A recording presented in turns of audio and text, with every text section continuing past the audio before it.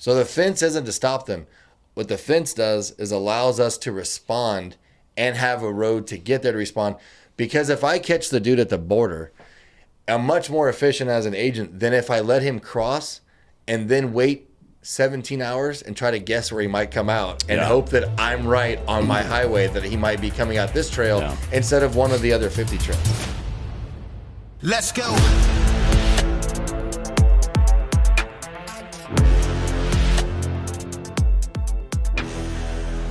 Welcome to Citizen. We've got a special guest today, Shaun Crandall from Crandall Fitness. And you're also, are you an active Border Patrol agent? Yes, sir. Oh, wow.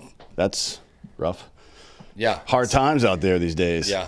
Yes, it is. It's a lot of apprehensions. I know, right? So give me some background. How did you end up in Border Patrol? What'd you do? Like, where'd you grow up? How did you get into the federal service? So the first thing I have to say is that everything I say is my opinion. I'm not representing the Border Patrol, and that the Border Patrol didn't send me here, and I'm not. Of course, PIO. They would never send somebody here. Yeah. I'm not a talk too much PIO shit. or anything like that. Yeah. So it's all on me. So what happened is, I met my wife. We moved to El Paso. She's from El Paso, and then. Well, where were you? Where did you grow up? In Northeast Missouri. So I went to the University of Missouri. Oh, you went to Columbia, right? Yeah, in Columbia. Okay. Yeah, got a business degree. And then I met her, and I was like, I really didn't have much going on. I was a personal trainer. So I moved down to El Paso with her, and I was personal training, actually, and I started training some agents.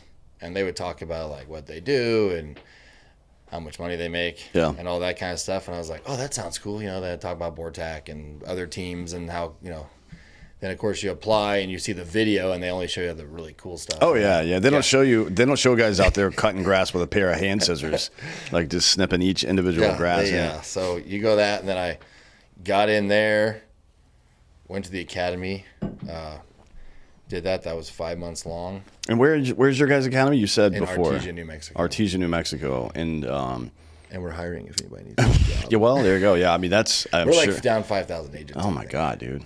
I think we're mandated 22,000 something. I think we're at 17. Our station when I was in charge was of war. When I was in charge of war, whatever. I think I had 280 guys on our little list to collect dues from, and I think it's down to 141. I think either guys are leaving to go to other agencies, and we're having a hard time hiring people too. And maybe because they're like, I don't want to really live in a remote, crappy.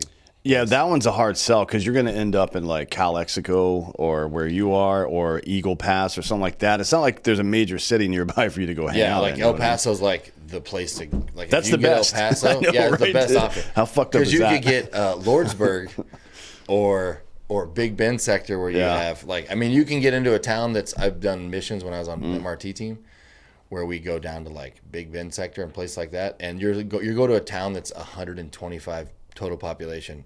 And 80 of those people are from the Border Patrol. And there's they'd be you go to muster and they're like, hey guys, you can go to the Pickwick and get food before you go up patrol for the midnight shift. And Jesus you're Christ. there's the gas station. I mean, if your best initial duty station is El Paso, then you're going to have some problems recruiting that, regardless of what else is going on with immigration stuff. That's going to be a problem, right? Yeah. Well, a lot of the agents, I think, are from a lot of agents are from that area. Oh yeah. I didn't even know. You're one of the only white dudes I know that's a Border Patrol agent. All of my I have probably 40 or 50 Border Patrol friends, and I would say 80 to 90% of them are Mexican. Yeah, I said that to somebody the other day because I think the Border Patrol they're partners with the tactical games now. Yeah. And somebody was said something. I was like, oh, they hate Mexicans. I go, dude, 90% of every agent I know is Hispanic. Seriously. I go, whenever I go out back home and I'm around a lot of white people, this is so weird because I'm so used to being around Hispanic. You're just so used to it. Yeah. Yeah. So and obviously they speak Spanish already, so it's a benefit to the Border Patrol to have guys that speak Spanish, right? So your wife is from El Paso. What'd she do? She's well, she was in IT. She did she worked for a bank and she did cover 13 branches, did all the IT stuff, all the security and all that stuff. But now she's our COO. How'd you guys meet? Fitness on an airplane. Oh, sweet. That's a She was good flying story. back from her cousin's or from her nephew's Marine boot camp graduation. I was flying back home from a different vacation, and we ended up on the same plane and just I was in a different row, saw her, got up, sat next to her, just probably frowned upon. This is like a Southwest. It was American Airlines. Oh, so there was just an empty seat, and you got into the empty Yeah, seat. I was on the row behind her, see. and she was empty, and I was kind of looking, see if she had a ring or whatever. And I was like, I'll just sit by her, and then started talking to her, and it was like 30-minute flight. It was like from St. Louis to Columbia, like this little tiny 40-person plane. Yeah, that's a puddle jumper. They say that men know within like the first 7 minutes if they want to be with a woman, not sexually, just like in general. I don't know what that is, but it seems like you had a pretty good idea just from seeing this woman on an airplane. Yeah. So we started talking, and then funny fact, she actually got my number when we got to the airport, and then we met up the next weekend, started dating, and then in my unlimited financial wisdom, I was like, I'm going to leave the house that I have and the job, because I was working for TSA at the time, which is super high speed.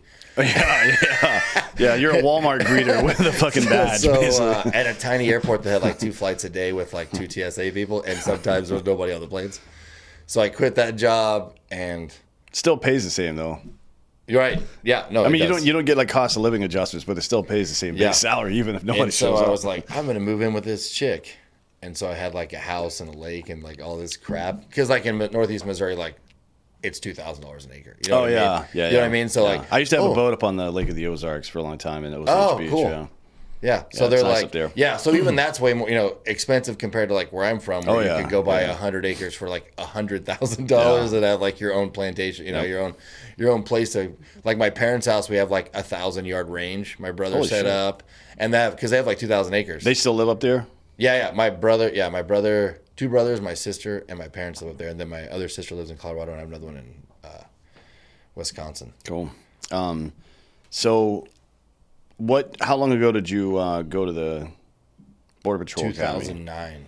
2009. So you said April 20th, 2009. I think you said before we started recording that you were doing personal training at the time. Yeah. And you were training some of the BP guys. Yeah. And they were just talking about like, hey, if you do this, and they would tell me like, don't get this station. You want this station. You don't want to sit on the line all day. Like, you don't want to go to Calexico. Nobody should ever go there, right? Well, I think the California stations have a lot of action, but I think they have a lot of action. The cost of living is so high. You have to live so far away from the station that you're like, do you want to drive 2 hours? Mm-hmm. But then again, you have guys that like are stationed in Lordsburg, which is I think 210 miles from Las Cruces. Holy shit. 110 miles. And they'll drive there from Cruces, and then you have guys from El Paso, which is 30 miles on top of that. They'll commute that each way, like 150 miles. One way to go to work because they don't live in those remote stations. We were actually paying, I don't know if they still are, but they were paying a bonus if you would like $20,000 or $30,000 if you would take one of those stations. I don't have a problem living in the middle of nowhere. I don't like seeing people too much. You know what I mean? Yeah, well, see, I grew up in my hometown's 250 people. Yeah. So like, that doesn't bother me. My wife's kind of more of a city person, so if I moved out there, I would just be divorced. Yeah. In 5 seconds. She's like, the grocery store is also the gas station. I'm going to kill you when you come home. Like, because you're off doing work. Like, if you're off working, you're cutting trails and you're chasing people, you're like, this is awesome. And then your wife's at home like, I swear to God, when he comes home, I'm going to put one in his face. I have, I live in Driftwood right over here, and I think the population is like 130 or something like that. It's comically low, but it's in an unincorporated area in between. So this city right over here is Dripping Springs, and then this is Austin, right? So it's kind of situated right in the middle. Yeah. I'm sure sometime in the next couple of years they're going to come fuck my shit up, but for now, it's pretty nice. Yeah, well, I saw they're building the interstate out here. I'm like, it's not going to take too long before there's 5,000 houses out here. I know. Well, the fastest growing area in the city of Austin, or the metro area of Austin, is Dripping Springs right over here. And about 80,000 people drive up and down this road a day. So it's only going to get worse, I mean, right. The good thing is we own this piece of property, both of these buildings right here, and they keep offering us money for it. And we're like, we'll wait. We'll wait until you get this fucking road built and then sell it for like double or triple, whatever they offer you. Oh, now. It's already over double what it was worth when we bought it. So yeah it's going to be good. But anyways, do you guys have kids? We have 4. So you can't have 4. Well, I mean, I guess you could, but if you leave your wife and 4 kids at home alone in the middle of nowhere, she's definitely leaving. She's getting on a there's a lot Beverly of Hillbillying out to LA. Well, there's a lot of dudes too that'll take like an RV over and stay like Monday through Friday or whatever their days off are. I mean, I've been there 15 years. Here's the problem with the Border Patrol. I've been there 15 years, and I still have like Wednesday and Thursday off because I'm the second from the bottom on seniority, like on my shift, or fourth from the bottom, depending on the shift bidding and who gets bumped off what shift. Like, if you want day shift, if I go to like a night shift, yeah, my seniority would matter. But on day shift, like to come out here to do this podcast, I had to take a week of annual leave this coming week. Holy just shit. so I could get the weekend off. Well, I hope you're doing more than just this. This is not going to be worth a week of leave, buddy. No. We did the little Austin thing. Yeah. I'll do some stuff next week or whatever. But that's just like what you have to do. Like, unfortunately. So you guys are that's having part of the problem too. You get recruiting issues, but not retention for the older crowd, I guess. I mean, once you're that far into federal service, though, you're not leaving. Because that pension's on the horizon. Well, you got the TSP and all that stuff, and so once you get seated, like I have 7 years left. Yeah. So and the guys at work are like, "Why don't you leave? You got the Crandall Fitness thing going. It's kind of blowing up." And I'm like, "Yeah, but like if you just hang on, you'll get free money for a long time." Yeah, 7 years, and I'll keep my insurance because our insurance, like through that Blue Cross Blue Shield they have. Yeah. I think when I looked it up in the portal, the Obama portal or whatever, in New Mexico, it was like to get the same coverage, it was like $2,500 a month. That's a scam. And I think health insurance is a scam. You should look into Crowd Health, by the way. They're not a sponsor of the show, but I've had the CEO on before, and they do like there's two parts of it. One is they will find you doctors who take cash prices for stuff, which is on average about 10% of what it would cost you for insurance. And then if something catastrophic happens, they'll like the people who are members of it will crowdfund to pay for it. Like somebody got cancer, he was telling me, and their bill was like $45,000, and they like the members who were part of Crowd Health just paid for it for her. Like, that's cool. Like 5,000 different people just contribute a little bit of money, right? It's a really good idea. What is it? Public Square? Is it kind of like it's like that, a conservative kind of like kind of thing? that, yeah, because we're on Public Square. Yeah. with the fitness thing, but yeah, it's cool. But anyways, that's. So once you're in, well, if you've been in for 2 years, you're like. Maybe you're a 7 or a 9 at that point, not even 11. But like by the time you're 12-7 and you're like, you're used to the paychecks, you're like, I can't really leave unless I'm going to become an attorney or something. And they still do like like your top 3 average after 20 or whatever. Yeah, so it's your high 3, and I guess they just passed a law too in December. I think they attached to something else, but it was like a border security initiative to give us funding or whatever. But they just gave all the GS-12 agents a big raise, like.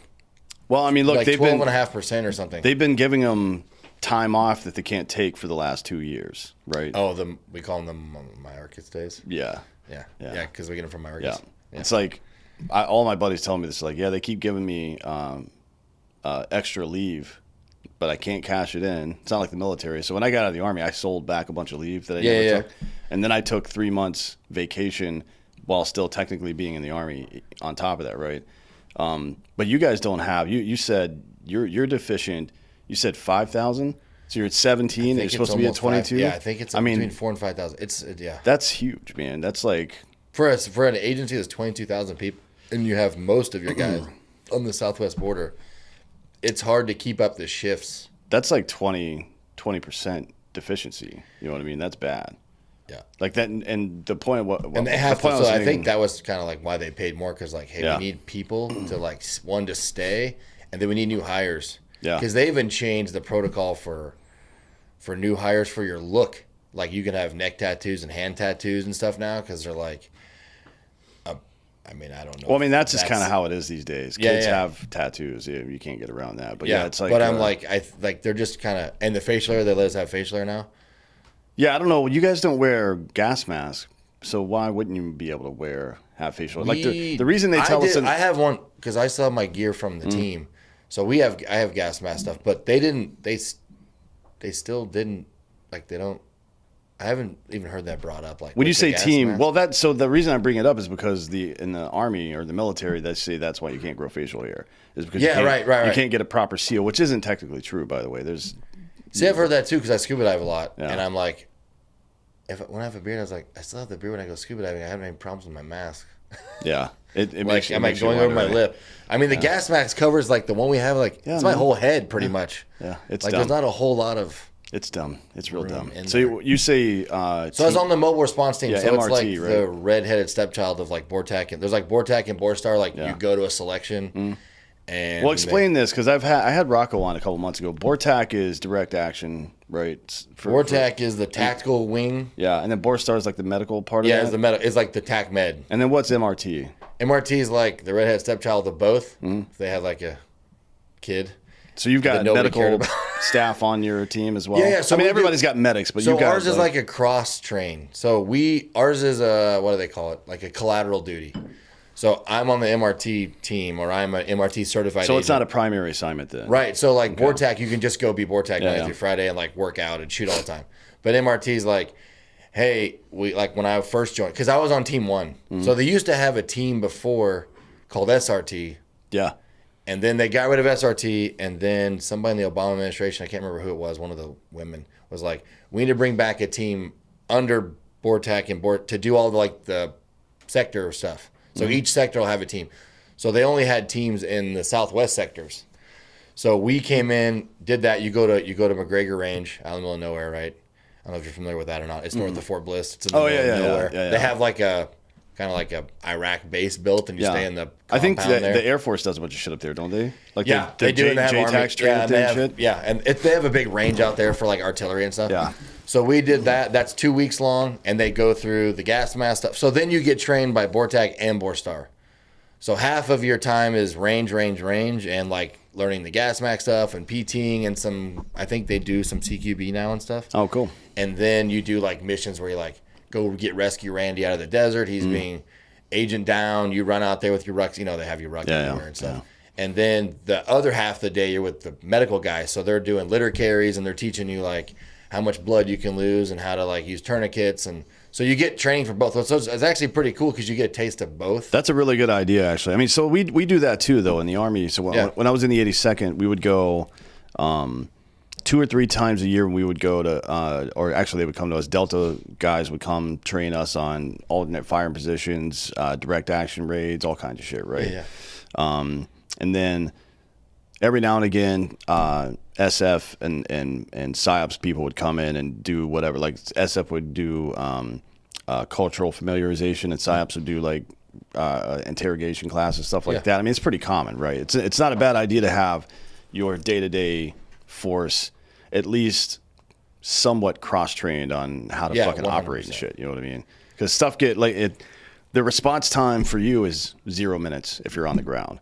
For them, it might be several hours, at least some amount of time, right? And you don't always have time to fucking do that. Well, so that's the thing they push like with MRT thing is like they should just make every agent like an MRT agent because you're like, hey, if you go to like we have an area called the Ranchettes, and we used to patrol that a lot, not as much now because we're so busy, but you would patrol that and like it'd be you by yourself or you with one other guy, but you're like, you know, you get deep enough in there, you're a good hour from like a paved road. So like if something happens, like either you're on your own to fix yourself and get yourself out, or it's you and your buddy, and if he can't fix you and you can't fix you, then you're going to be super fucked because no shit. You're not going to get the helicopter response that you think you're going to get probably. Because with the agents, like we have a bunch of forward operating bases we used to man, but then COVID kind of shut those down. So are they not bringing in like back in the day? What was it, 2005, 6? That time frame, they brought in a bunch of National Guard from Texas, Nevada, and a couple other places. to staff they do, those but they like admin positions. So but they don't get to be armed. No, so those guys don't do. So when I got there to my station, those guys were doing like we get drug loads and stuff. They would dismantle the vehicles and like do the searches and stuff. So to leave us to check traffic and deal with people, and they would have them do that, and then they would run like the cameras, like the mobile Vacus trucks and stuff. Where they have the infrared FLIR cameras, and then they would walk us in on groups.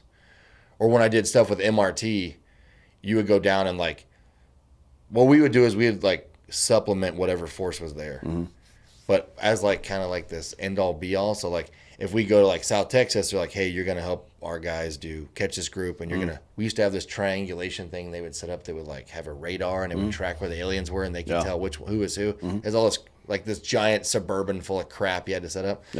But then on the flip side, I also got sent to like North Dakota.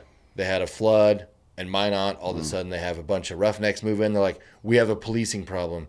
So 30 of us went up there and they go into a room and the sheriff's like, do this, swear us in. Now you're sheriff's deputies. And dudes were doing sheriff stuff. So it's like, we were just like the, whatever the federal, because it was like us, just ATF. Gophers, basically, right? Yeah. Well, they're pretty much like, hey, you can just do all this stuff. So we're just going to like, not whore you out, but like this, they need FEMA will call and be like, hey, we need armed officers. Who do you got? Like, we have 150 MRT guys. Where do you want them? And like, fly to Puerto Rico, fly to Hawaii, fly to North Dakota. I never got to go into cool places, just like South Texas, North Dakota mostly. Well, I mean, there's a nuke base up there in North Dakota at least, so that's kind of cool. But you don't get to see it, so it's not that cool. There wasn't. When we did it. We had a great time because we were doing all the cop stuff. So we're doing like some guy tried to kill a dude at a bar. He slit his throat. So we got to deal with that dude. We got to go to like domestics. We're doing all this crazy. This is like oil and gas people just going wild. Mostly. Because the towny people are like, oh god, we have to deal with these fucking roughnecks. So we were like outside of bars and stuff, breaking out fights and doing all the fun stuff. And then, we do that. But then you go down to South Texas. But I think the main part of MRT was designed to like, hey, we have guys at their stations that know the areas they're in. Like this guy in Lordsburg knows Lordsburg. So if we have a bunch of incursions in Lordsburg, we'll activate those MRT guys or the guys from that sector, and we'll send a team into the mountains there, and they'll stay and deal with that, because that's what BORTAC used to do in Borstar. So they're like, hey, we can use BORTAC to do like warrants and other like direct action missions that probably are more pertain to their training, and we'll use these MRT guys to go sit up in a mountain for 3 days on a mountain team in Tucson and watch for these radio guys that live in the mountains. That you're just looking through FLIR to find spotters and shit. Yeah, so they have a mountain team, and they have a pretty cool mountain team in MRT team. Is what my buddy in Tucson was telling me, and he said that they get dropped in. Like they'll fly them in helicopters and drop them on mountains. They'll be up there for like a week or two, and they have like a whole team, and they just go and find the spotters. That's pretty dope. So that would be cool. That'd be fun. I mean, I do that in Montana, but we're hunting. You know? Right. But they do a lot of. So we kind of became like the medium between like the agent who shows up like and does their shift and rotates out. So like, hey, we'll fill in, or like right now, if you're getting overran like in a certain sector or whatever, they'll plug it with. Now they have a sector MRT team where you can do that full time. Yeah. And it's like an 18-month deal or whatever, and then they'll use you to plug, hey, this zone whatever, and like. We'll plug it with MRT guys. Well, you guys are getting a little bit more notice now because we're actually paying attention. We're using satellite to see the big caravans coming a week or so, maybe even sometimes longer. Like I've seen 2-3 weeks in advance, so you can set up for it. But it's just we're not going to get into the details of any of that because I'm going to say some mean things and then you might get in trouble. But let's talk about fitness, right? Tell me about how your how did you get into this in the first place? Because you were doing, before you got involved in any of the government service stuff or even your current company, Crandall, you were doing personal training, right? So I'm sure you were, as like a fucking kid, you were fit sports, into it, right? Well, I grew up on a farm, so I was like, had to do something. Bucking bales and like doing 4-H and like pulling steers and doing that kind of stuff. And then playing sports. And then I got to college.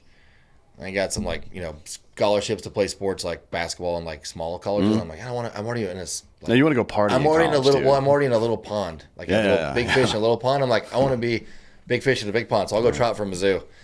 So I did those tryouts. So like, for which teams? For Mizzou basketball, like for the University basketball team, as a walk on. And they're like, you're a little small for what we're looking for right now because all of our guards are like your size, but we need forwards and you're not big enough for that. So they're like, that's not happening. So I was working at like Circuit City when they had that. Oh, that used to be a thing. And all the guys were on the rugby team. So you're aging yourself right now, by the way, because Circuit City hasn't existed for a while. Yeah. So then I started playing rugby, and then I fell in love with that. It's club though, right? At Mizzou? Yeah. Well, there's 2 clubs. There's the Mizzou club team, and they have a city team club. And they play each other, but one's associated with the college. Yeah. Although I don't know if the college like gives them any money or anything. Like they probably have to raise the money themselves, like we did. Yeah.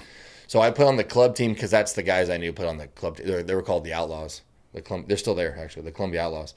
And I started doing that for like 4 years, and I fell in love with that. Rugby's pretty fun. I mean, it's like I've compared it in the past to because we fucked around a little bit at Fort Bragg, playing that stuff just to, because we're aggressive. I used to play at the Fort Leonard Wood Marauders. Yeah, they have a so rugby team. The fucking camp and base teams are. I don't know if they're any good or not, but they're fucking violent as shit. You know what I mean? So it's fun to play. But I've compared it rugby, club rugby anyway, not professional. Obviously, they know what they're doing, but club rugby is like a mosh pit. You know what I mean? In this way, it's like it gets pretty hairy and violent. Everybody's moving around, but nobody's really a dick. You know what I mean? Like it's the only sport I see where, like, you get picked up off the ground by the opposite team on a regular basis. You don't see that in football much.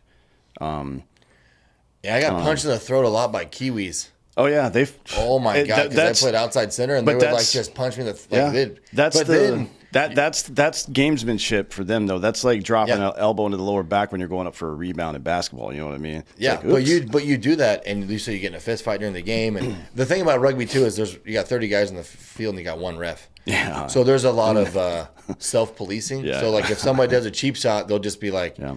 Number 15, and then the whole team's like number 15, and as soon as number 15 gets the ball, that dude's not coming up because you can wear metal spikes, and you can legally spike people while they're on the ground. You can kick the shit out of them while they're on the ground. So that dude's gonna go down. He's gonna get a beating during the game. But then as soon as the whistle blows, it's all beers. Then everybody hangs out. It's like you could have just punched the dude in the face or whatever, and then like afterwards, like nobody's mad. It's really funny, isn't it? There's no hard feelings. Like it's super chill. It's kind of surreal, to be honest. I remember.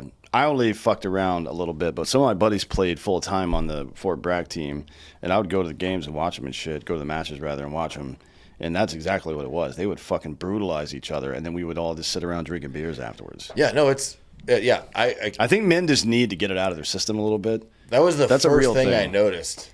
Was like, because from playing basketball and stuff, you play a team when they're dirty, and afterwards, like, you don't even want to, you hit their hand, be like, go fuck yourself, Yeah. But then or football even.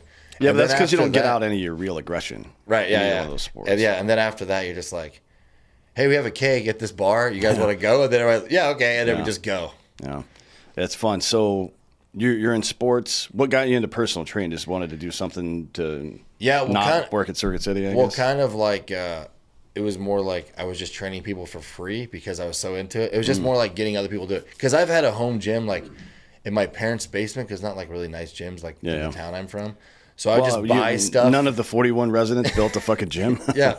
So like I just buy equipment from like where our school, because our school gym was also not very awesome. So I'd buy equipment like with our school had, and back then it was really cheap, and just put it in my parents' basement. And then I just had like a little gym downstairs. So like I just always had a gym all the time. And then we moved to college.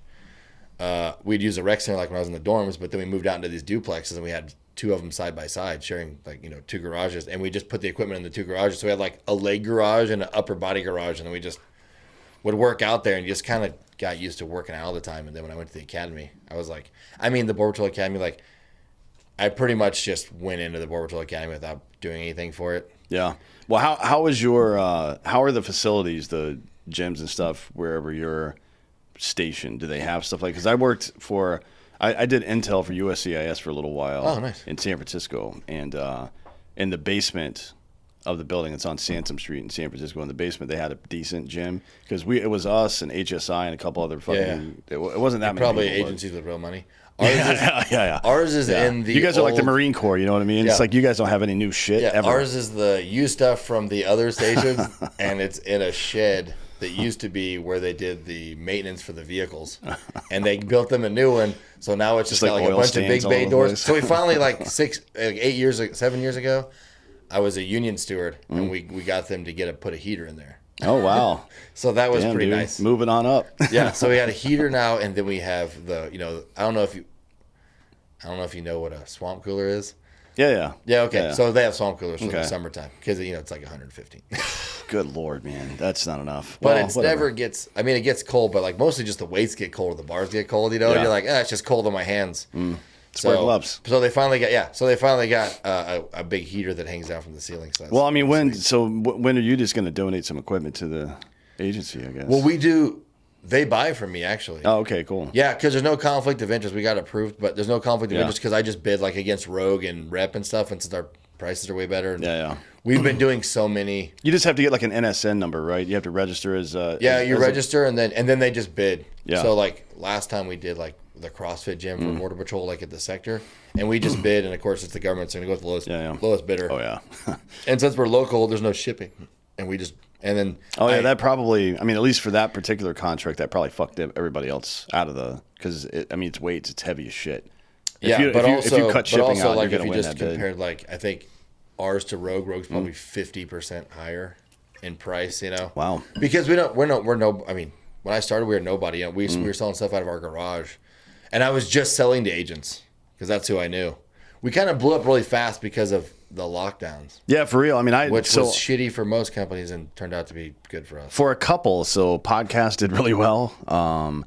Amazon, I guess, like anything that delivers to your house or Walmart delivery became a thing. Yeah, which yeah, is also still amazing. Anything that you can do at home, and it's good. I mean, look, honestly, a lot of people, because of the combination of being locked down, which we didn't really do that here, and even if we did, I wouldn't have participated. I don't like being told what to do. But anyways, I think that might be an American problem. Yeah. But a combination of like, it wasn't being locked down. It's just a lot of stuff was closed, right, for whatever reason or another. And then a lot of people became deeply suspicious about government involvement in their life that hadn't been before, which is a good thing, I think, too. Yeah. They started taking their health a lot more serious. Maybe it was also because we saw that people who were obese were getting fucking schwacked by this virus, right? Like if you're a fat piece of shit, you're dunzo, buddy. Yeah. Which is the case not just for COVID, but a lot of health, like heart disease, fucking all that stuff. And ironically, that still hasn't even been brought up as like a reason not to get like a booster shot. They're still not like, hey, if you guys like work out, you don't have to even have a bunch of equipment. If you just like go run for 11 minutes a day, that's what the science suggests, that 11 minutes of vigorous activity, not even vigorous, just like a brisk walk a day, will keep blood moving enough that you won't get like plaque buildup in your blood vessels in your or your heart and stuff like that. Yeah. It's a pretty minimal effort, but it is good.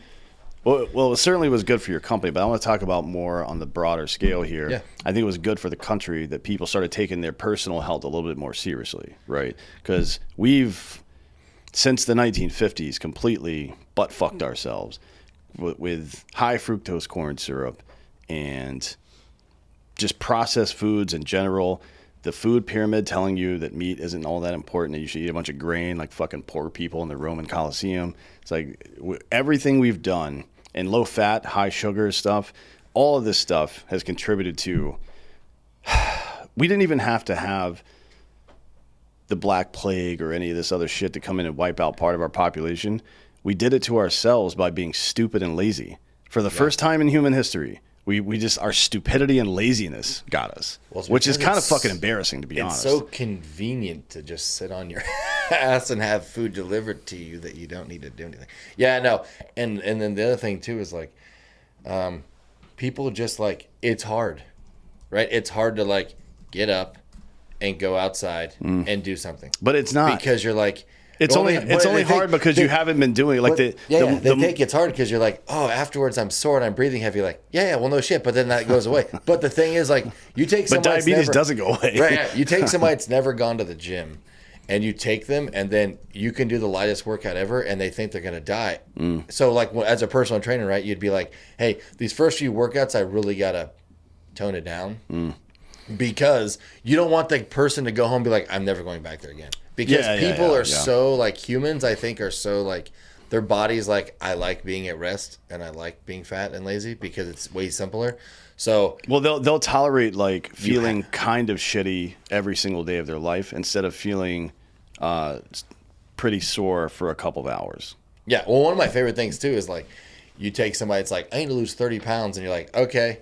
And then you go, here's a 30-pound dumbbell. And they're like, fuck, that's heavy. You're like, yeah, that's the weight you want to, like, that's how much extra weight's on your body. Yeah. Like, imagine that if you got rid of that, how much better you'd feel. Yeah, like, seriously. Oh, shit. Because they don't think about, like, you just say 30 pounds, like, oh, it's probably, like, in my belly. You're like, just pick that up. No. Or 50 pounds. You know, the heavier the better, right? If 50 pounds. If you're 20 plus pounds overweight, that means you have visceral fat, right? Which is fat built up around your organs as well. 100%. That's where it really becomes dangerous. Like we think of cosmetic fat a lot. Yeah. Like, oh, I've got some love handles or I got some belly fat or whatever the fuck. And look, that's not great either, but it's the visceral fat that really fucks you up. It's the fat you can't see. It would be a great thing if you could go to your like doctor every year and he has a machine, because that machine's absurdly expensive. Oh yeah. But they can test, like show you where your visceral fat is, and that would be an eye-opening thing. But the problem is a lot of medical people don't know jack shit about health or fitness either. That's true. No, because they just regurgitate bullshit like you should get your vaccine or you should get this, and you're like, well, they want to sell you a product. Yeah. Or you want to lose weight? Here's Ozempic or whatever the hell it's called. Like enjoy diarrhea for the rest of your life. Yeah, and then you'll lose you'll also lose like 50% of your muscle and 50% of like your bone mass. Like, oh, I lost 30 pounds. Like, yeah, you lost 15 pounds of like your actual body that you need and maybe 15 pounds of fat, but they don't care because like I can sit here and eat chips and just pop this pill and watch Netflix is better than if I had to go like pick something heavy up. And it's not even like, the thing too is like it's functional. Like I know there's like the functional fitness like CrossFit people, and I'm not a big CrossFit person at all, even a little bit. But it's like if you can like as you get older, like hey, I need to squat down to pick that thing up off the ground, or I need to bend over to pick up my suitcase from the escalators that comes down at the airport. Like that's a deadlift. The squat is like I'm picking up like a pot to put up on the shelf. Like all those are overhead presses, picking things up over your head. I mean, it's just you're in the garage putting your Christmas lights away. Like all those are functional movements of our everyday life, and you're just doing them in the gym. Like, why wouldn't you want to be 80 years old and still be able to like put that up, or like walk your own ass to the bathroom? Or well, you better find ways to do it. Like I'm sure your folks are going to be fine because they're still on a farm somewhere, maybe. Yeah, no, my dad's not. No, he's like, not like that at all. No, my brother and sister and I are on his ass to get active. Constantly. How old is he?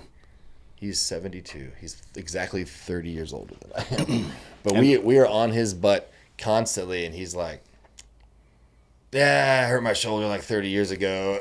Like, 30 years ago. And he never went to the doctor for it, probably, because old dudes don't go to doctors. No, the farmer people never go to the doctor. Yeah. Like, because he has high blood pressure. He has diabetes. Well, those are things. He get hit by a car, though, 5 weeks ago in a McDonald's not the drive-thru. He was walking, and some lady ran over him. And he broke his leg, but he was fine. I was like, "Well, Dad, you did die. You got hit by a car. I guess you still got some muscle in there somewhere." Like, well, those old dudes are built like fucking 1970s Cadillacs. It's all muscle, or it's all metal. You know what I mean? Yeah. But yeah, it's like diabetes, high blood pressure, heart disease, and stuff like that. These are all there are genetic markers for those things, which means you might be more predisposed than somebody else. But those are self-generated diseases.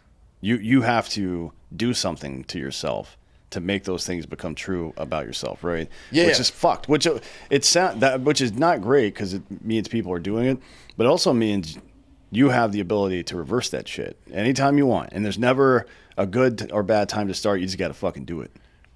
Yeah. No, you can. Yeah. And then what I think is funny too is when people are like, "I'll start January," or "I'll start on Monday." Like, why don't you start on Thursday? Like, oh, wait till Monday. Like, you're not going to. You're just giving yourself an excuse to then keep doing bad behavior. And the thing is, they make it's from whoever's making food or whatever. It just becomes so cheap and easy to eat shitty that you're like, well, if I got to go buy chicken breast and now I got to put it on a skillet, and I'm like 45 minutes in, and then it's going to take like 45 minutes. Like, if I go through the drive-thru, I'll have it like in 4 minutes. I'll be done eating in 15. And then I can sit there and do nothing for the other 30 minutes. Watch Netflix. Jesus Christ. I don't understand what happened to us that we're in such a rush to just get the stuff that actually keeps us alive and healthy out of the way so we can sit down and stare at a fucking screen. Like, for real. We will rush through. We'll do exactly what you said. We'll fucking order food or whatever the fuck. I cook every night. Like, literally every night. You can ask this dick over here. And it's not for 45 minutes. Like, he's a nice guy. We like him.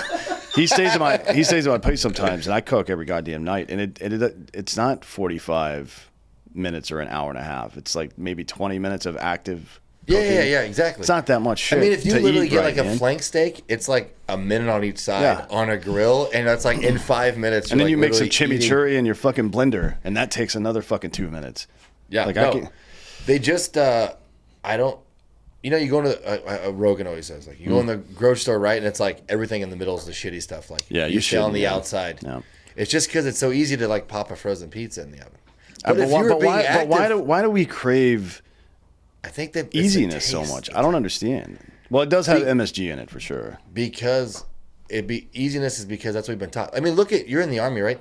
Look at the standards they've changed just in the fucking PT and like probably the size of young gentlemen that are going in and probably a body weight percentage. I mean, I was at the academy and we had a dude come out of the Navy who came to the Border Patrol Academy who literally got kicked out of the Navy because he couldn't pass the PT. They sent him to a month of remedial PT. That also didn't get him to where he can meet the center for the Navy. And I don't know what the center for the Navy... Well, okay. So when I was applying for the Border Patrol, I was applying for an officer to be in the Navy, too, to go to BUD/S. And so they had brought a SEAL over from, like, Phoenix or something, and I met him at Fort Bliss, and we did, like, a PT test. So, like, that PT test that I did for that was not the same as the PT test just to get into the Navy. Right. Yeah. So I'm thinking, if this dude can't even maintain the center to stay in the Navy, who is not being kinetic typically, you know, in the typical fleet people. Right, yeah. Like, how the fuck you're in the military? Well, you know, and they say into a month of just getting yourself in shape to pass a PT test is not even that hard. The Navy and Marine Corps are giving dudes like vitamin D and calcium shots when they go in now because they're so deficient on both of those things.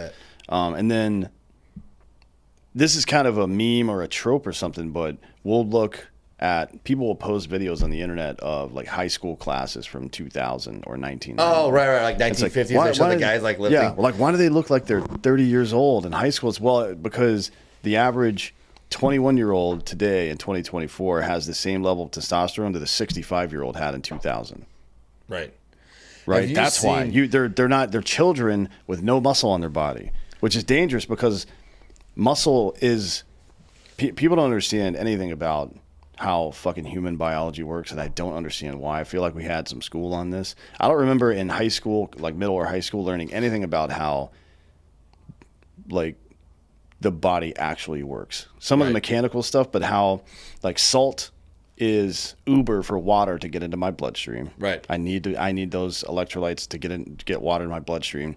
Lipids, fat are carriers, the same exact thing to get nutrients into my bloodstream. So if you're eating low-fat diets, you're going to be fucking malnourished. Even if you're eating good food, you're going to be malnourished. If you're taking vitamins and you're not taking MCT with it, you're not doing shit. Right. And then you're just pissing it all out. And right. Then, like, but I didn't know that until fucking maybe 5 or 10 years ago. Yeah. And then there's the importance of protein. How like everybody's like, oh, you're taking much protein like a bodybuilder. Like, yeah, but you know what it also does is like it helps motor neurons in your brain. It helps like lifting weights. Just like lifting weights in general helps the bone density. Like as you get older. Yeah. Like 90% of women have issues with osteoporosis. Yep. Like it's definitely a woman thing. And I've always read that's because like since they have their periods every month, the iron they lose hurts the bone density over time. Whereas men don't really have that problem. Just like a men's multivitamin doesn't have iron in it because you get too much iron. Well, if you think about like the ratio of muscle mass on a man to a woman, so a man to maintain muscle mass, especially if they're active, you need 1.2 grams of protein per pound of body weight a day, right? For women, it's like 1, that's way off the ratio. It should be 0.6 to 0.7 for women, but because they lose so much on a daily basis because of that, especially after they have a child or two, they start to lose so much that you have to go all the way up to 1. Or if you're a lean, like fit woman, if you're a CrossFitter or something like that, or what do they call them? Muscle mommies now, I think. If you're one of just go off. They just stop. If you're one of those, menstruating, don't they? Yeah, sometimes. Yeah, I think they just stop menstruating. Yeah, so you have to like 1.1. You're almost up at a man's level of eating protein with way less muscle density. So it's like. And then compared to guys now, some of those girls are probably that's more probably true, muscle dense than guys. But building muscle like that is super important because one, it keeps you thermogenic, which protects you against all kinds of fucking diseases and bacteria and shit, and also burns fat while you're sleeping. You know what I mean? And the other part is moving around like that. Think about the difference between a moving stream and a stagnant stream. The one that has fucking algae and mold and shit in it versus the one that's fucking crystal clear. It's the same for a stream as it is for your bloodstream. It's the exact same goddamn thing. And if you're sitting around, if you're rushing through the thing that keeps you alive, right? Like fucking eating food, preparing and eating good food, and then you don't go move around afterwards, you're basically just dumping toxic waste into a pond that doesn't move anywhere. And you're doing that for 40, 50 years until you get diabetes. You're like, oh, no, what happened, man? Looking. Like, Yeah, what, right. Are you fucking serious? And then, And then the other thing, too, is like, you know, if you just work out, you don't have to even fucking do like a bodybuilder workout or CrossFit. Like, you just do a workout, like how you feel afterwards is so much. Like the endorphins your body releases, it's like, I also like you to work out. Like, you know, it's like your brain, it's like your body telling you, It like, rewards you. hey, Yeah. buddy, I also like this. Yeah. If we could just keep this up, this would be really great for us. We could feel good all the time. It's pretty wild, man. Just like, and it is, people didn't come. It's not. I don't want to just blame people for this because the pharmaceutical industry, the hospital industry, the government, all these organizations are complicit, and probably more to blame than the individual because they lied about everything for fucking 50 years. And if you keep kicking the goalpost farther down and making it easier to conform, so that way you don't have as many obese people or as many people. Well, there's not going to be there's less customers. Or you have like somebody like, what the hell's the black chick that got mad at her dancers for being obese, and she's like really Lizzo, huge. yeah. So you got Lizzo, disgusting. like this big ass chick, who's then yelling at her dancers for being big ass chicks, and they're like, this doesn't even make sense. Well, like, she's walking around in high heels, aerating the fucking concrete. Why don't you calm down, Lizzo? You fat fuck. But you're like, if that's what you look up to, then that's what you're gonna think is like, oh, I'm beautiful. Or if you have, I mean, even I think even Victoria's Secret had to admit they made the giant giant lines of lingerie, and they're like, and they lost a shit ton of money, and they finally had to admit like, okay, the giant line of lingerie we lost money on. We're gonna probably get rid of that because it didn't work out. Like, no, they had to like put out a press release that was something to I'm obviously using language they did, but it was like, we're gonna have to start working with hot girls again. Because this is fucked up, dude. Like, we can't do this anymore. Well, it was like and not even that. It's like we're not making. So their problem is we're not making money anymore because we started using fat girls, and it's apparently guys don't want to see the fat girls lingerie doing the model things, you know. So you're like, I guess we got to bring back because in reality, like if you're going to buy stuff for your girlfriend or your wife, you're going in to buy it. So you're like looking at the person, you're like, oh, I think that look good on my wife. The girl's not really going in to buy the lingerie. Like your market isn't girls. It's the dudes that are going to buy the stuff for the girls. So like if the guy's looking at your model, he's like, I am not attracted to that model and that look, then he's not going to go to you. He'll just go to Fredericks of Hollywood, or he'll go somewhere else. You know, he's not going to be like, you know what? I would like to put that flag on my wife. No, it's all like, especially in the fashion and beauty industry, it's only aspirational marketing. That's the whole point, right? Yeah, you can't do that with fat dummies. Well, look at Under Armour. Like, have they ever had a commercial where the dude's not jacked? Like when they first came out, every Gatorade dude was does. juked. Gatorade's been running commercials with fat dum-dums, right? But you never see like, Under Armour is the one. I don't know about Reebok actually, but Nike does all the time. They're woke as fuck, but I've never seen Under Armour do weird shit like that. Yeah, they always have jacked fucking like, we must protect this house. It's like the biggest linebacker ever, you know. Reebok, what was it? Reebok that used to do the office linebacker dude? Like, Terry Tate. Yeah, that was a good one. Yeah, see, like that stuff is like appeals to guys like, fuck yeah, I want to be jacked. Like, no guys like sees a fat dude in an Under Armour shirt and like, you know, I really want to look like that when I get older. Like, you probably grew up in the same generation as like Arnold Schwarzenegger. You had Sylvester Stallone. Yeah. I mean, my kids... Just everybody from Predator, basically. Yeah. You're like... and Rocky. I want to be a jack dude that beats up people and shoots guns. So, like, that was, like, the American thing. And back then, you could also smoke and you didn't have to get yelled at. But, that's true, yeah. Like, it's cool to fucking be a jack dude. And now it's like, look at that meathead. So you're trying to bring I'm trying to bring fitness back and then try to appeal to, like, the rest of the country that's like middle of the road or moms, you know, like, hey, you can work out with your kids. Like, we do a lot of videos on our Instagram where my kids work out with me. My kids are 6, 8, 10, and 12 now. Well, in a couple months, I'll be like 2 years. They're all 2 years apart, and they work out with me all the time. And right now they're in bulking season, right? So they're all eating as much as they can. They're like, I'm trying to get to 100 pounds. I'm trying to get to 125 pounds, Dad. Like, but they see, like, because they play football. They play sports. That's another problem I think that we didn't talk about is like how they've gotten rid of PE. So like when I was in school, you had PE every year and every day. My son's in junior high right now. He plays football. We do football, boxing, jiu-jitsu, baseball, and he does basketball. And I coach their basketball team.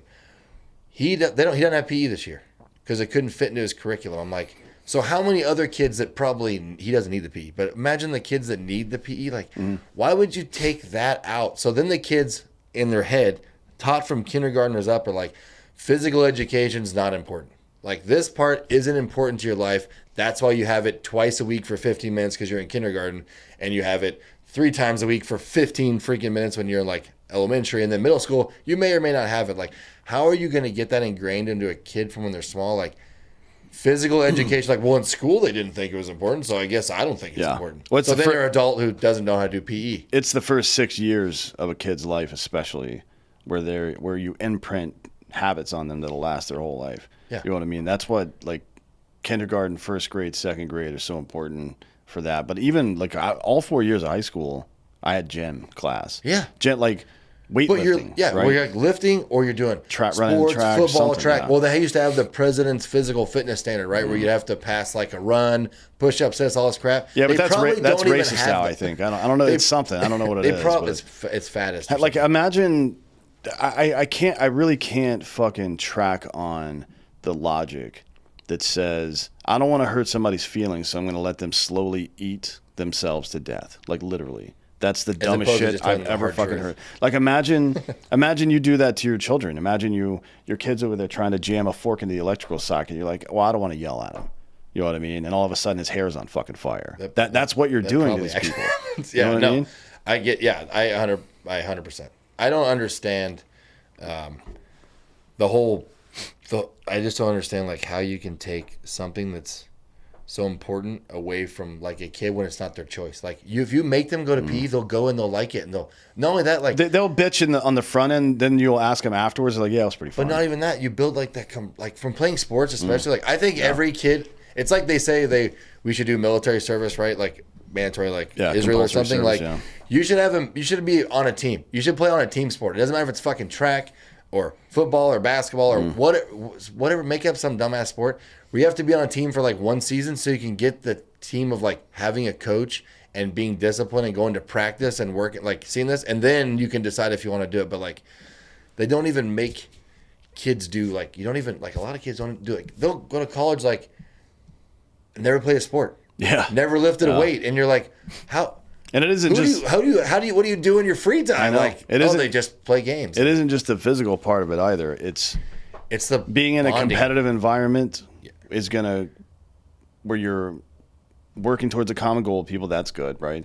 And then the conflict that happens, so you learn low-level conflict resolution, so you can make eye contact with somebody, tell them you don't like what they're doing, and come to a resolution without having to fucking go stand in the street and stop traffic like an asshole, right? Yeah. You know what I mean? Like, actually get involved, take personal responsibility. I'm going to, even though it's uncomfortable, look this person in the eye and say, hey, I don't like this.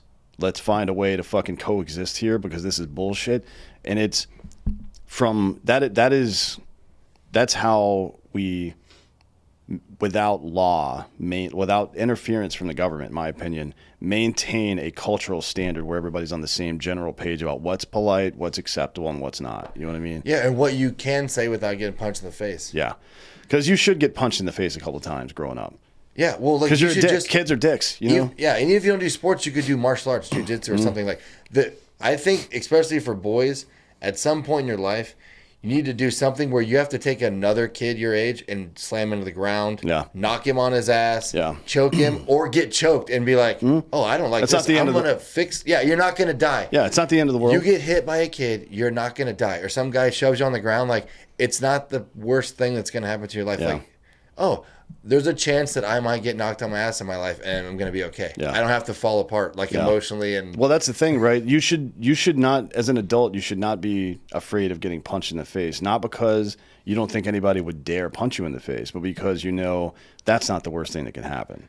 I can deal with that. I can handle the stress of life. That's fine, right? Because the less low-level stress you expose a child to throughout their fucking adolescence, the less stress they're going to be able to tolerate as an adult, and we're going to become weaker and weaker as a society. I don't know if you've noticed that. Yeah. or anything. Yeah, well, I told that exact what you just told me. My son was doing the cold plunge stuff with us. So we've just been using a pool in our backyard because the pool's like 42 degrees. Yeah, it's perfect. So he gets in and he goes, all three of my boys got in.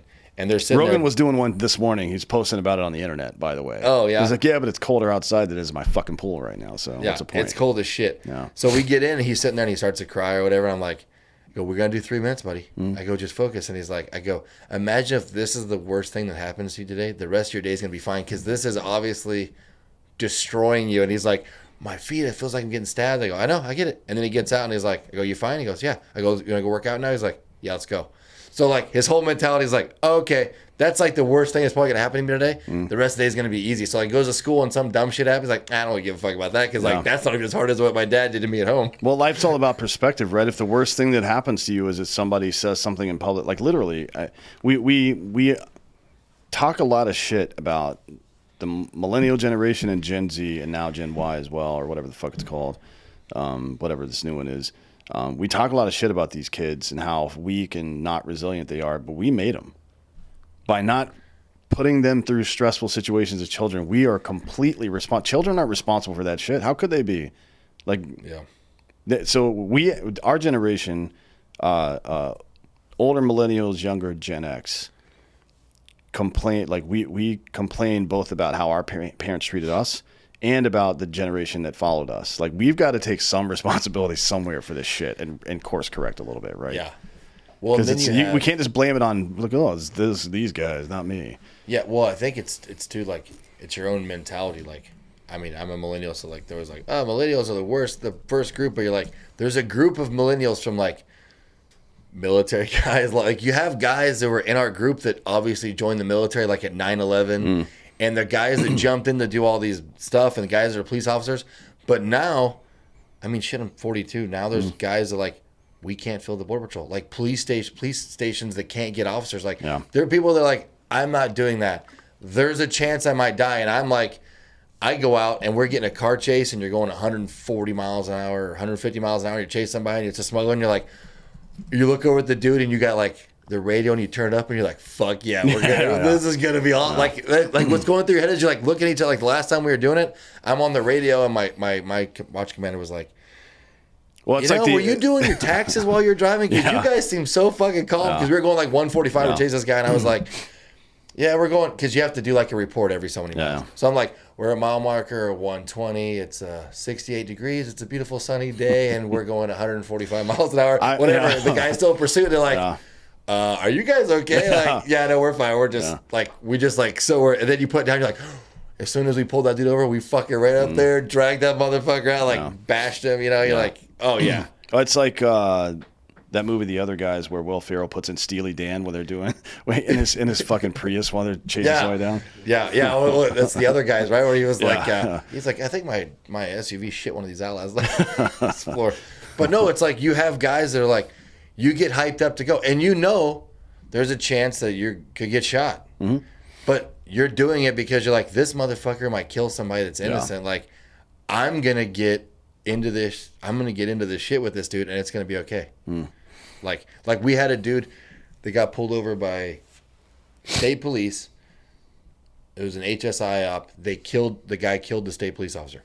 He goes up. The guy's like, okay, get out. He comes out with one of those little mini ARs and plugs the dude twice. The state trooper goes down. It's on the dash cam.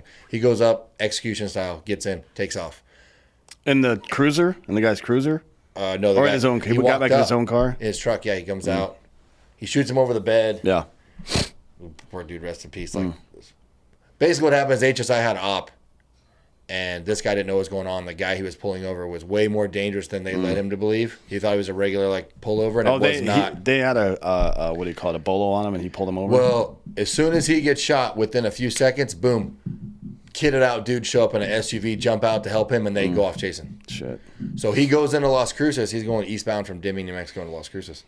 You watch this dude. So my point is, like, all these guys are chasing this guy. They know what kind of dude he is, and all these cops are like, yeah, let's go get some. Like, this dude just hurt one of our guys. He's coming into town. We're not going to let him hurt anybody in town. And they're like, we're going to get some. So this Las Cruces PD guy, he pits this dude. You can see the video on YouTube. He pits this dude. The guy's truck starts to spin. I don't know if I can get up, but he starts to spin. As it's spinning, his door opens. He walks out of the truck, engaging as the truck is spinning behind him. He gets out and he's like, onto this LCPD guy, gets hit in the shoulder. He returns fire. Marshals, DASO, Doña County Sheriffs, Las Cruces PD, Border Patrol, everybody shows up and they killed the fuck out of this dude, right? But you watch that video, a guy happened to be on the front road and you see him step out and that car's moving and he's engaged while the car's, it's like fucking John Wick and he's like... Well, that happened in, what was that movie? Red, remember that? With Bruce Willis? Oh, yeah. Yeah. So you see it on this kid's phone video. If you look up on YouTube, you see this kid on this... I was like... Jesus, fuck. What do I search on YouTube to if find you search this? on YouTube, it's a New Mexico State Trooper like shooting in Las Cruces or shooting in Deming.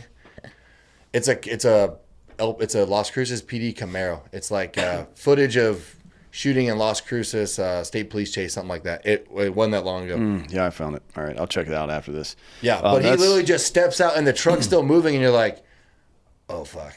That dude's like not just like a rig. So he was going there to do a buy bust for meth or something. I see. But whatever. Yeah. It's not HSI's fault. Well, no, I mean it's crazy. It's crazy. That's the thing. It's like, do you remember Saving Private Ryan? Well, they come across that machine gun position, and the guys are like, "Hey, let's just go around this." And Tom Hanks' character's like, "No," because then they're just going to tear up the next group that comes through here. Yeah. It's you can't do that.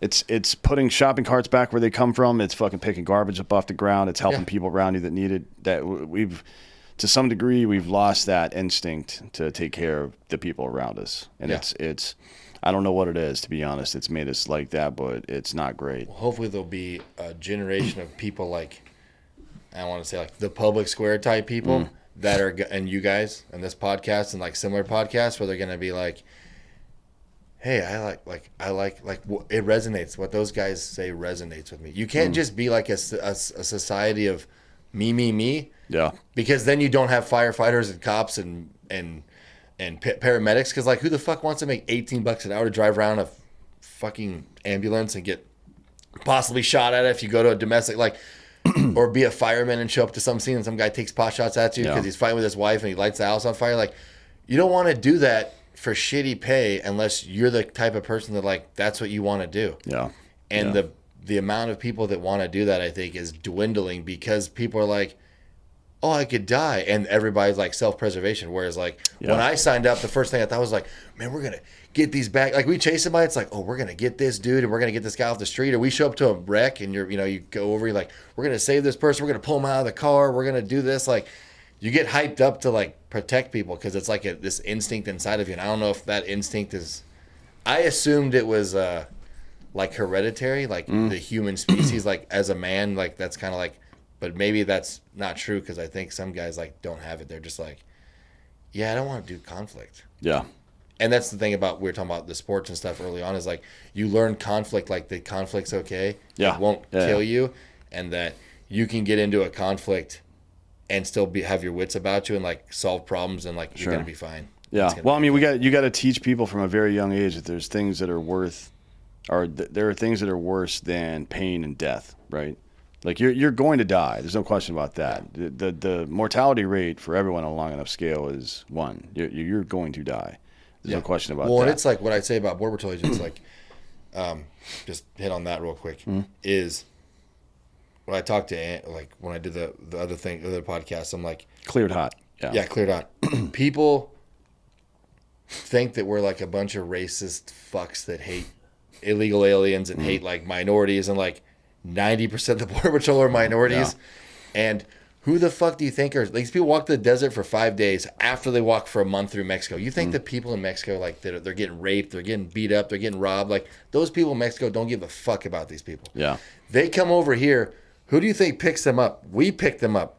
We're the ones who find them in the desert. We're the one who brings them food, bring them water, get them medical care. Like the Border Patrol are like the nation's largest, law enforcement, like border law enforcement, but also the largest border like paramedics. Yeah, it's like an NGO almost at this point. Yeah, like we're the ones who are like, we literally send dudes out. Like we get calls at our checkpoints, and like when you're on patrol, and they'll be like, "There's a lost person. He called 911. His cell phone died. Here's the last coordinates." And we send agents to go find that dude. If we hated them, we'd be like, "Nah, fuck that dude. You can just die." Like, no. Like, there's a family out there. Go get them. And they'll send everybody to go get this fucking family. Like, send the ATV unit, send helicopters. Like, we're not just like, and then like, as far as like separating families, and I mean, I'm sure it's stuff we can talk about, but like, we're not separating families from their real families. We're separating dudes from little girls that they bought from another person. Because we're also in the business of like protecting these little girls from predators. Because we're not going to be like, oh, that's your daughter? Ask him some questions like, that seems suspicious, but I guess it's fine. We'll just let him go with her. Like, no, we're going to be like, okay, fuckface. We're going to separate you. We're going to talk to this little girl, find out what the fuck's going on, and then we're going to get you away from her because you're a shitbag. And that's also our job, not just... There still hasn't been anyone real. I know some people are kind of working on it. So Rocco did a thing where he went down to the border and filmed a bunch of shit. But there still hasn't been real expose reporting on the pathway that these unaccompanied minors take. You know what I mean? Especially the little girls, but even the little boys. It's like from apprehension to ORR, and they end up in a fucking stash house getting gang raped and fed fucking opiates like fentanyl and shit to get them addicted to drugs for 2 weeks, and then they get sent out to random places throughout the country. This isn't. There are families who come over here. There's no question about that. Yeah. But the vast majority of the kids that are coming over here, they're not families. They're not with families. They're fucking coming over here to get sex trafficked into our country. Like, this country, we talk all this shit about how we're the best country in the world and protecting people and protecting kids and shit, and we are not doing the job very well, in my opinion. Yeah, we actually busted a stash house that we had a lot of females come out of there, and we were finding them like through smuggling loads or whatever in cars, and they were like, it was like a rash of girls with broken legs and backs, and we were like, the fuck is going on? So then we have an alien smuggling unit, right? And they're still looking into it. And I was at the hospital watching this girl, and she had like a shattered ankle. And what had happened, I was talking to her, and she said what happened is they were on the fence in El Paso, and I guess this has been happening where she got scared, and they just shove her off. Oh yeah. And so she hit the ground, broke. Yep. So this one crew was doing this a lot to these females. So that's not even the worst part. Then she goes from there to the stash house, and she said she was there for a week, and they just raped the shit. It's like it's 7 to 14 days. They get gang raped and fed intravenous drugs mostly the whole time, just like turning out a fucking prostitute, like in an inner city or something. And it was a rash of the same. It was the same guys in the same group that all these injuries were coming from. The girls with broken backs, broken hips, broken legs. I'm like. So they were just chucking chicks off because they were getting paid. As soon as she hits the ground, they get money from whoever the other mediary is. Yeah. So they just wanted them over. Yeah. And if crazy. If you had enough agents, like people always bitch about the border wall. Like, you don't need a border wall. I'm like, the wall, like, it doesn't stop anybody. Like, the wall is not to stop anybody. No. Like the wall doesn't stop anybody. And what was the cost going to be? $4 billion? Do you know how much we could put tech and people down there and stop this shit? Or at least make it so unprofitable that they'll do something else. Right. Like, we're going to move more product instead of people now or something, right? Yeah, but I would still, like, I'm pro wall, but not because it stops. It's more like, if you have a wall. It's a layer. It's a layer of defense. So, like, there's a good book called Defense in Depth. I don't know if it was, God, who wrote that book? Let me look it up right quick so you can, Defense in Depth. I read it in college.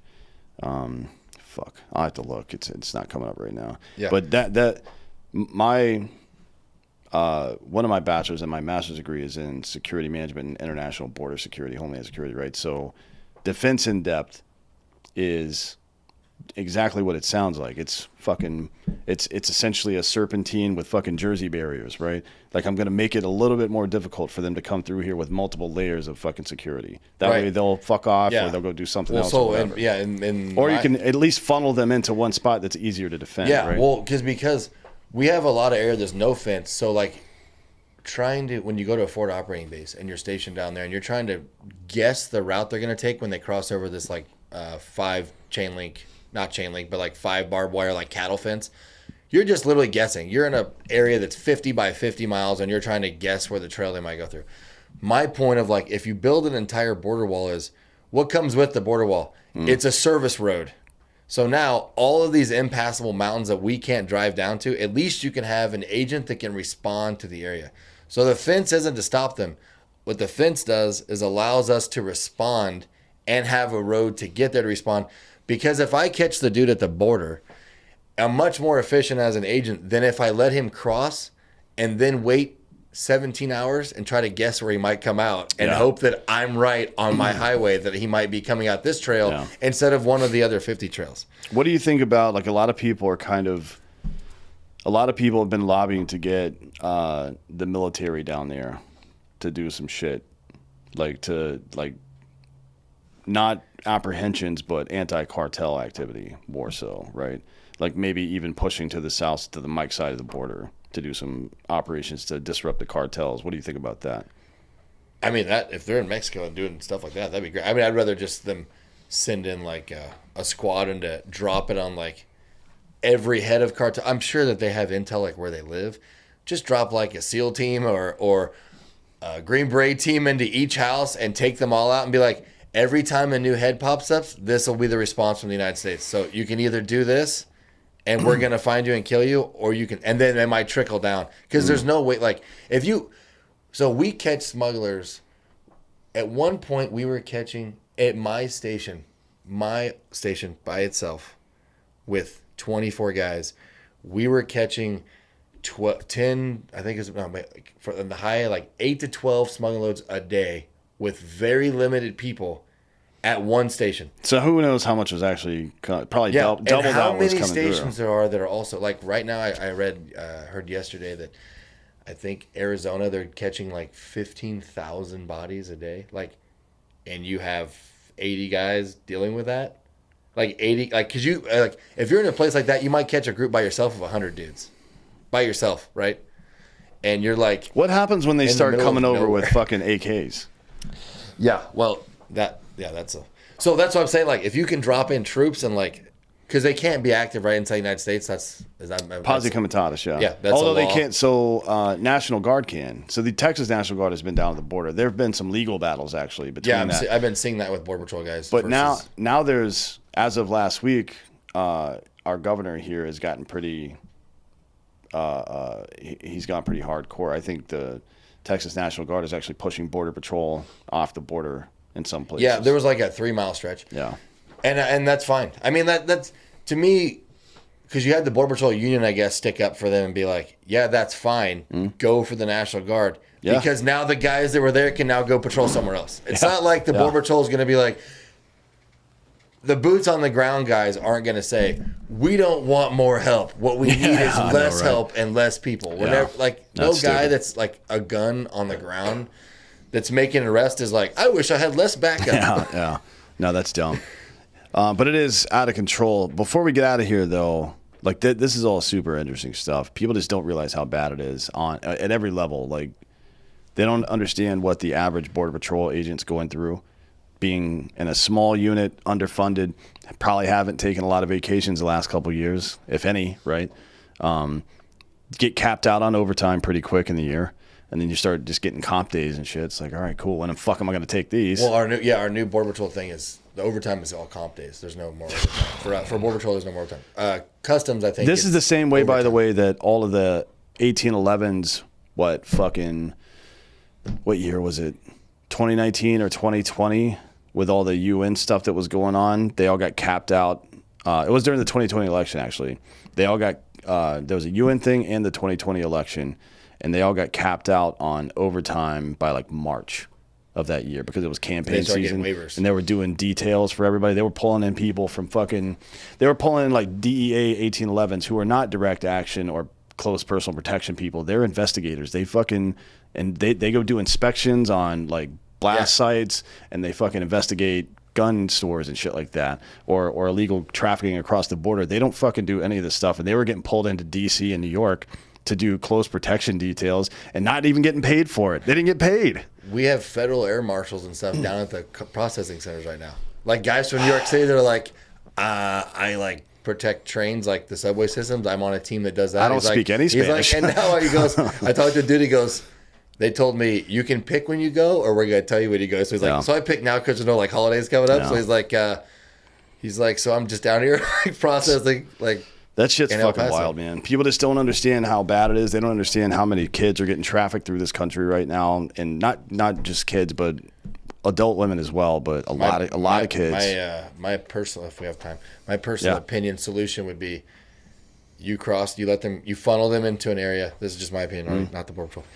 You funnel them into an area because you know where you can beef up Border Patrol and where you can't. Yeah. You funnel the people that are crossing, if you're going to let them cross into an area. You get them in. You roll them. You fingerprint them. If there's no criminal history, you put them on a bus. You drive them to the nearest airport on a C-130, and you fly them back to wherever they came from. And when you do that a few times, they're going to be like, this is really shitty. I thought we were going to New York. Because what's happening is they come ERO over. was doing that for a while, right? Yeah. Well, no. I don't know. But during Trump, the ERO was like... So now, if you go to New York and you have 50 cousins in Guatemala, you're going to call and be like, hey, dude, if you cross over, they're going to give you money, and they're going to bust you in New York City, and then New York City is going to pay for you to stay in this hotel, and they're going to give us food. But if you start flying everybody back on C-130s to wherever they came from... Like shitty, loud-ass C-130s, single cabin, they are going to be super pissed off that they just wasted money and time doing that. And you might get somebody that's like, I'll try it one more time. Yeah. You get flown back in. Those phone calls going back and forth aren't going to be so excited about coming to the United States anymore. They're going to be like, okay, this is really shitty because these assholes Border Patrol guys keep flying us back. This isn't cool. I thought we were going to get paying like 15 grand to get over here, right? It depends on where they come from and which cartel they use. Yeah, or indentured servitude or something, right? It could be $1,200. Yeah, for the women. Sure. It could be like $1,200. I've heard as low as $1,200. During COVID, it got super cheap. Yeah.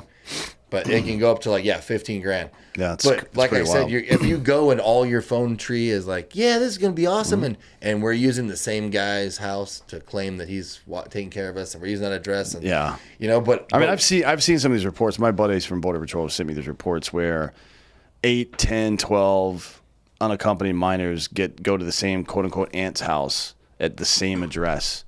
In like San Diego or something. Like, I don't think so. Yeah, and I'm not familiar with the unaccompanied minor side of it so much. I deal with mostly like the adults. Like we get a lot of the smuggling groups already like they've already been from the stash house or whatever. Yeah. We get a lot of males like in our area. But yeah, I'm like, you start just like literally like have a fence set up and they cross over and you put them in an area and buses just driving to the airport and they start flying back. They're going to be like, it kind of take the wind out of your sails. Yeah. Like, man, I thought we're not getting this. Like, fuck, I'm not going back. I was thinking about building a giant catapult and just launching them back over the border, but I don't think you could do that. Maybe if we put parachutes on. I'm sure it'd be frowned upon.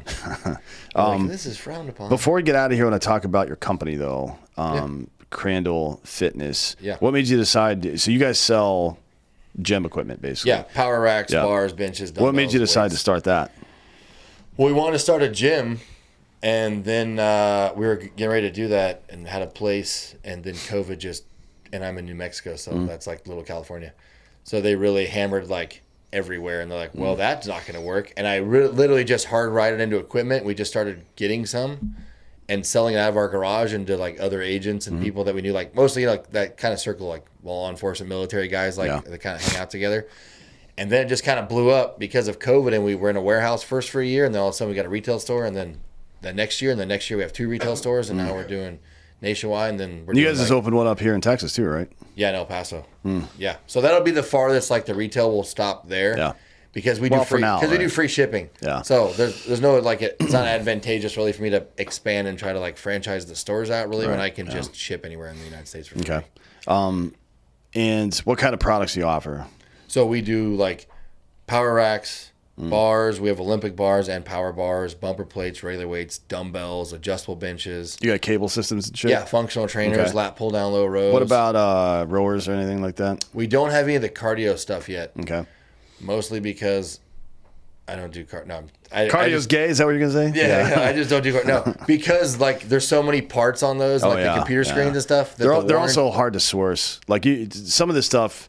there are 50 and 20 different companies that make it, and it's easy to go out into the market and get a good price on it so you can deliver a good price to your customers. Yeah. Some of these pieces of equipment, like rowers, there's only a couple companies that even make those goddamn things. So they're all, if you go look on the internet for rower costs, they're almost all the same price or higher, right? Because they're getting about the same price. Yeah. But, so mostly we just did that because we're so small. Like, it's me and my wife, and we have 6 employees. Oh, wow. So there's only 8 of us. So we're running this. And you got 3 separate places, and you only have 8 fucking employees. Yeah. We're pretty efficient with our time. Well, I also do a lot of that when I'm not doing Border Patrol stuff. So we're pretty busy as a family, and my kids know how to package pallets and band and wrap and they know how to do UPS labels. And they're pretty efficient. Yeah. So guys. you've got slave labor is what you're saying. Yeah, that's I may know something about that from my childhood, working at my dad's body shop. It's the farm mentality. If you have a bunch of kids, then you get free work. That's right. Yeah, that's what it was all that about. Can drive tractors. The 19th century was like 8 kids, 8 employees. Here we go, buddy. And we've got that's over the course of like you've got peak workers for 12 consecutive years, essentially, right? If you space it out right. Well, it was my older brother. It was my older 2 sisters, then my older brother, then me, my little brother, and my little sister. I'm like, you can drive a lot of tractors and trucks with grain and hay bales with that many people driving around and doing stuff. Mm-hmm. It's also good for the kids, though, because you can get a farm license at like 12 years old, depending on, I don't know about Missouri. No, ours it might be 14. Still like 15 for the It's permit. 15? You can't get a farm license at 14 there? No, that's like, I've heard that like maybe Iowa, like South Dakota, North Dakota, like those, but Missouri is... North Carolina, South Carolina, you could do it. Pennsylvania, you could do it. There's a lot of states. Yeah, Missouri's like, no. But you can drive a tractor on the road. That's true. Also, the chances of like, if you're out on your farm and you're driving a truck, the chance of like a state trooper or a deputy out there is not going to happen. Well, if you see one, it's probably like one of your relatives, probably, right? Yeah, my brother was just a sheriff's deputy for a long time. So. All right, cool. We got to get out of here, but tell everybody where they can find you. Yeah, if and you go find on your company. our website's crandallfitness.com with a C. I think it's on here. But if you go to our Instagram, that's probably where we do the most content. Okay. We have a YouTube channel too, but it's just crandall.fitness on Instagram. And that's CRANDALL. Yeah, and we do a lot of content on there, like new releases, giveaways. We do a lot of stuff. We partner with Black Rifle. We're on Public Square. We try to make podcasts and our YouTube channel stuff as we can and spread the word. But yeah, we're all about helping people get fit, especially at home. Yeah, you can do it with your family because you have a lot of, where I'm from in the Midwest, you have a lot of non-city folk that are like-minded as I am, that would like to just be self-contained and maybe not have to go into a public gym or deal And if you're lucky, somebody will fucking buy a place and start a gym in your area, but you can't count on it. Like, it's this stuff is easy. And it never closes if it's at your house. Yeah. It's not closed on holidays. And you have no fucking excuses either, right? Yeah, exactly. Yeah, you walk past that door every day like, it's like, fuck. Shit, I just spent money on that. I should probably go in there. And we do free shipping nationwide. So. And you guys have better prices than pretty much anybody I've seen. So that's good news as well. So go check out. And it's all commercial stuff. We don't sell we don't have any home gym quality shit. Like shitty Chinese. It's all... Clip this on the back of your boots and do curls. It's all commercial grade. You can run... Well, I have a lot of videos on YouTube where we try to break bars with like our forklift and stuff, and it's never been We should bring some equipment down and we'll try to blow it up. Yes. That's going to be our next I just like to blow shit up, to be honest. That's going to be our next YouTube video. We have a range out there. I've got at your brother's place? No, at my house. Oh, okay, yeah. We have a pretty significant collection of firearm and Barretts and stuff, and some Tannerite, and we're gonna see how. I'll tell you those standard plates that are either epoxy or something else covering a concrete shell. They splinter real nice with high caliber rounds. It's really fun to shoot them, to be honest. Nice. I don't know if you've done that before, but it's ours are fun. steel, so we'll see. Steel all the way through. Yeah. Well, I've got some armor piercing incendiary rounds for my Barrett. Okay, there we go. We'll see how many of those that'll work. Can go through. Yeah, 105 will work for sure. Yeah, actually, that would be kind of interesting. I have the 82 test. A1. You got an 82, so just like stack a couple of 45 plates and see how many you can pop through. Yeah, exactly. A bunch. That'll be fun. Yeah, well, we'll see. I'm looking forward to seeing that. All right, well, cool. Thanks for coming today, man. I appreciate it. Yeah, thanks for having me on. Yeah, for sure. Everybody go check out crandallfitness.com. Check them out on Instagram and YouTube as well. And thank you all for listening. This has been Citizen.